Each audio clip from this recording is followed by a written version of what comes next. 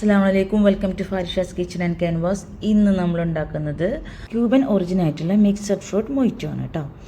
Original മൊയ്റ്റോയിൽ white rum use ചെയ്യുന്നുണ്ട്. നമ്മളിവിടെ സോഡ വാട്ടറാണ് യൂസ് ചെയ്യുന്നത്. നിങ്ങൾക്ക് ട്രാൻസ്പെറൻ്റ് ആയിട്ടുള്ള ഏത് കാർബണേറ്റഡ് ഡ്രിങ്ക് യൂസ് ചെയ്യാം. ആദ്യം ഞാൻ 3 ടേബിൾ സ്പൂൺ ഷുഗർ ആഡ് ചെയ്തു.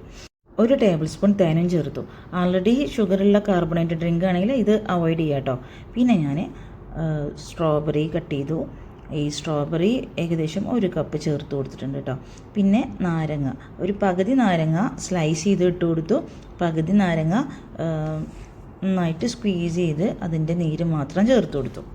ഞാനിത് 1 ലിറ്റർ സോഡ വാട്ടർ കൊണ്ടാണ് ഉണ്ടാക്കാൻ പോകുന്നത്. അതുകൊണ്ട് നിങ്ങൾക്ക് ഏതൊക്കെ ഫ്രൂട്ട്സ് വേണം എന്നുള്ളതും അതുപോലെ എത്ര എമൗണ്ട് ഓരോ ഫ്രൂട്ട്സും വേണം എന്നുള്ളത് നിങ്ങളുടെ ഇഷ്ടത്തിന് നിങ്ങൾ കൂട്ടുകയും കുറയ്ക്കുകയും ചെയ്യുക. കയ്യിൽ അവൈലബിൾ ആയിട്ടുള്ള എന്തെങ്കിലും ഫ്രൂട്ട്സ് കൊണ്ട് ചെയ്യാം കേട്ടോ. 1/2 കപ്പ് ആപ്പിൾ എടുത്തു, പെയർ കട്ട് ചെയ്തിട്ട് പെയർ എടുത്തു. ഓറഞ്ച് അതുപോലെ, ഇത് ചെറിയ ഓറഞ്ചാണ്, അതും ചെറിയ സ്ലൈസായിട്ട് കുരുവൊക്കെ കളഞ്ഞിട്ട് അതും ഇട്ട് കൊടുത്തു. ചെറുപഴം അതുപോലെ നേന്ത്രപ്പഴം ഇതൊന്നും ഞാൻ ഇട്ട് കൊടുക്കാറില്ല. അതുപോലെ അവക്കാഡോ ഇട്ട് കൊടുക്കാറില്ല.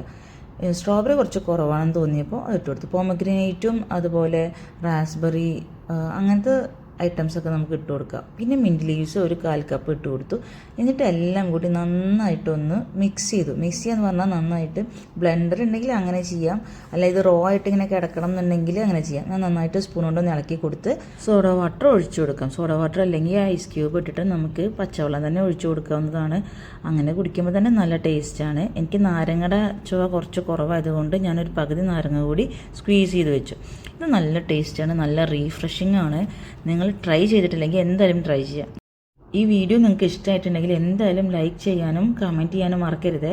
അതുപോലെ ഈ ചാനൽ നിങ്ങൾക്ക് ഉപകാരപ്രദമായിട്ടുള്ളവർക്ക് ഷെയർ ചെയ്ത് കൊടുക്കാം. അതുപോലെ സബ്സ്ക്രൈബ് ചെയ്യാനും മറക്കല്ലേ. അസ്സലാമു അലൈക്കും.